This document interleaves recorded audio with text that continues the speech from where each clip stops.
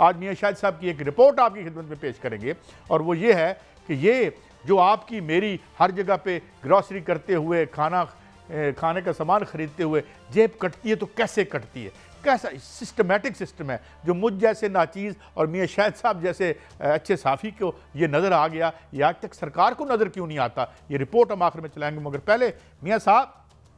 चीन से हमारी मोहब्बत थी। मैंने एक दफ़ा ये कहा था, ये एक फ़िक्रा कहा था, इसके बाद मैं आपको पोडियम देता हूँ। मैंने कहा था, किसी ने कहा यार चीन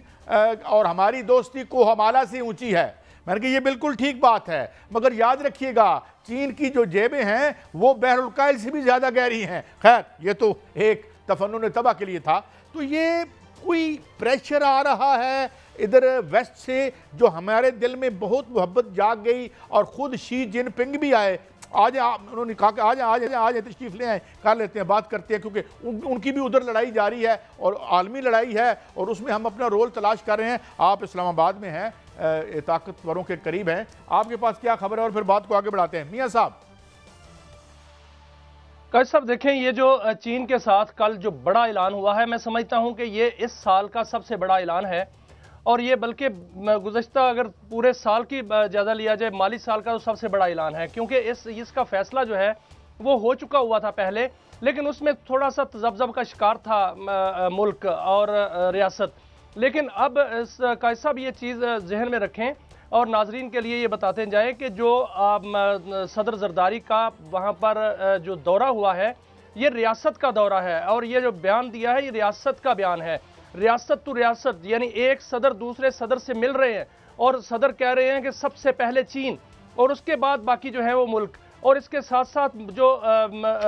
राहदारी है पाक चाइना राहदारी, उस पर जो है वो बहुत बड़ा जो है फैसला कर लिया गया है, और ये कहा गया है कि बेल्ट एंड रोड जो है वो हर सूरत बनेगी, और न सिर्फ हर सूरत बनेगी बल्कि इस पर जो है वो काम तेज कर दिया जाएगा, और तमाम तजारत जो है वो पाकिस्तान के रास्ते से होगी। गवादर को ऑपरेशनल किया जाएगा, गवादर पोर्ट को ऑपरेशनल किया जाएगा, गवादर एयरपोर्ट पहले ही ऑपरेशनल हो चुका है, और जो बड़े बड़े मुआहदे जो हुए हैं, मेरे पास कुछ तफसील है वो भी मैं बयान करूंगा, लेकिन मैं यहाँ ये बताता चलूँ कायद साहब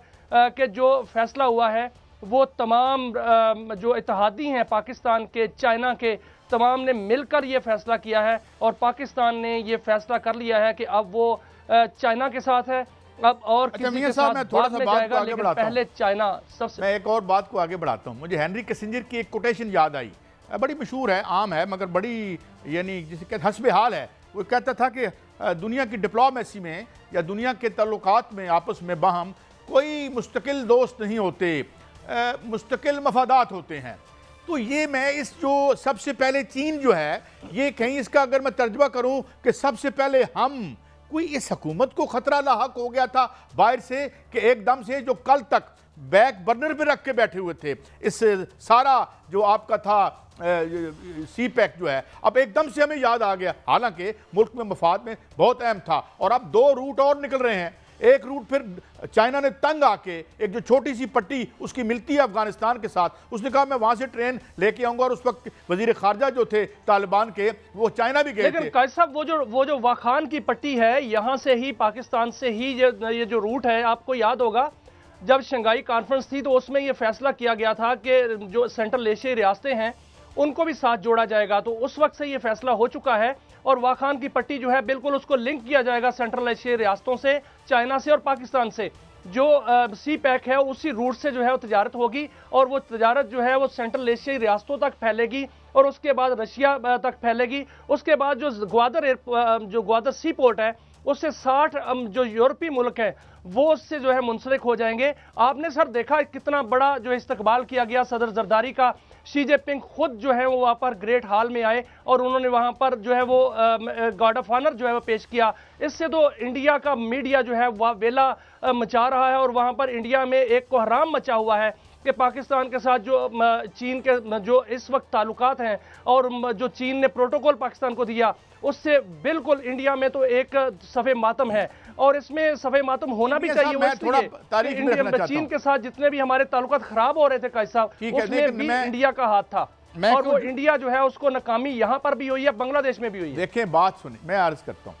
हम बड़ा फख्र से बताते हैं कि जब अयूब खान गए थे तो उन्हें रेड कारपेट बिछा के इतना बड़ा दिया गया था यानी प्रोटोकॉल कि आप सोच नहीं सकते। तब कोल्ड वार जो थी वो रियासत मुत्तहिदा अमेरिका और सोवियत यूनियन के दरमियान थी, और हम हमारी ज़रूरत थी और हमने उनकी ज़रूरत पूरी भी की। माल भी बड़ा आया माशाल्लाह, खैर से एड आई अमेरिका की, कुछ थोड़ी बहुत डेवलपमेंट भी होती रही, बाद में तो खाओ पीऊ पार्टियां आ गई। मगर यह है कि एक और एंगल बड़ा अहम है कि चाइना की और अमेरिका की ठन गई है आपस में, और उधर जो एक शख्स आ गया है इंतहाई अनप्रिडिक्टेबल है, उसके बारे में उनका अपना मीडिया जो लफ्ज़ इस्तेमाल कर रहा है वो मैं इस्तेमाल नहीं करना चाहता, मुमकिन है वो बिलो द बेल्ट हो, लेकिन क्या हम क्रॉस फायर यही हुआ है, यही हुआ है कि जो नेतन्याहू है वो उसको तो साथ बिठा के एक गजा की तबाही का, मियां साहब मैं एक मिनट बात खत्म कर लूं, नेतन्याहू है उसको साथ, मैं एक मिनट बात खत्म कर लूं। मैं ये कह रहा हूं कि हम क्रॉस फायर में तो नहीं आ जाएंगे, और एक और आकली झील भी है हमारी भाई। खैर से हमारे निजी असासे तो वेस्ट में पड़े हैं ना, अब आप श्योर कल कहीं वहां से खबरें ना निकलनी शुरू हो जाएं, निकी जी खबर न्यूयॉर्क टाइम में लग जाए यहाँ किस किस का क्या क्या पड़ा हुआ है, क्योंकि एक साहब ने मुझे बताया है कि वहाँ किस किस का क्या है जिनकी एक्सेस स्विट्जरलैंड तक थी। तो ये जंग क्या और फैलेगी और ये गंद और उछलेगा, या खैर वफियत से हम सारे जो हैं एक कहते हैं जिसे कहते हैं कि हैप्पी एंडिंग हो जाएगी। मियाँ साहब देखिए काजी साहब, एक तो बात यह है कि आपने अभी फरमाया कि किस किस के नाम आएंगे। यूएसएड जो है उसकी इमदाद किस किस को मिल रही थी, कहां कहां से आ रही थी और कौन कौन उससे फ़ायदा उठा रहा था, ये तो चीज़ें जो है सामने आनी है। लेकिन जहां तक बात है अमेरिका की और चाइना की, अमेरिका देखें सर, जो अमेरिका ने नेतन्याहू को बुला के वहां पर प्रेस कॉन्फ्रेंस करके क्या ऐलान किया है, वो गजा की तबाही का ऐलान किया है, जो कि पहले ही तबाह हो चुका है। 1.5 लाख अफराद जो है वहां शहीद हो चुके हैं। लेकिन दूसरी तरफ आप देखेंगे चाइना किसको बुला रहा है, चाइना जो है वो नेतन्याहू को नहीं बुला रहा, चाइना जो है पुतिन को बुला रहा है, चाइना जो है वो सदर जरदारी को बुला रहा है, चाइना जो है वो दीगर ममालिक के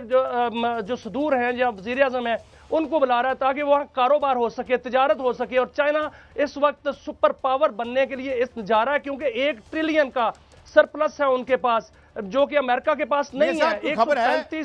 पास कोई खबर है कि चीनी सदर आ रहे हैं? आपके पास कोई खबर है कि चीनी सदर भी शायद आए पाकिस्तान?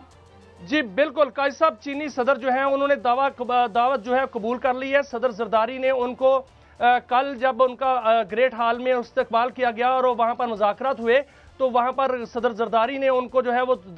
दौरे की दावत दी। तो सदर शी जिनपिंग ने फौरी तौर पर दावत कबूल की है। उन्होंने कहा कि मैं जल्द ही पाकिस्तान का दौरा करूंगा। इससे पहले भी उनका दौरा हुआ था और उसके बाद जो है CPEC शुरू हुआ था। अब जो उनका दौरा होगा वो CPEC का दूसरा मरहला, जो बड़ा मरहला है, जाना है, वो सब शुरू होने जा रहा है। माफी चाहता हूं, एक तरफ जाना है, मगर एक बात क्या कि मैं जरूर जाऊंगा। बहुत से दानिशवर जो कह रहे थे उसके आने से दुनिया में जंगें खत्म हो जाएंगी, हमारे बहुत से कैदी बाहर हो जाएंगे, उस तमाम दानिशवरी और उस तमाम एनालिसिस की तो क्या कहते हैं टूट फूट के और बिखर के ही रह गया, मुझे यूं लगता है, बल्कि उसके कड़ाके निकल गए उस सारे एनालिसिस के।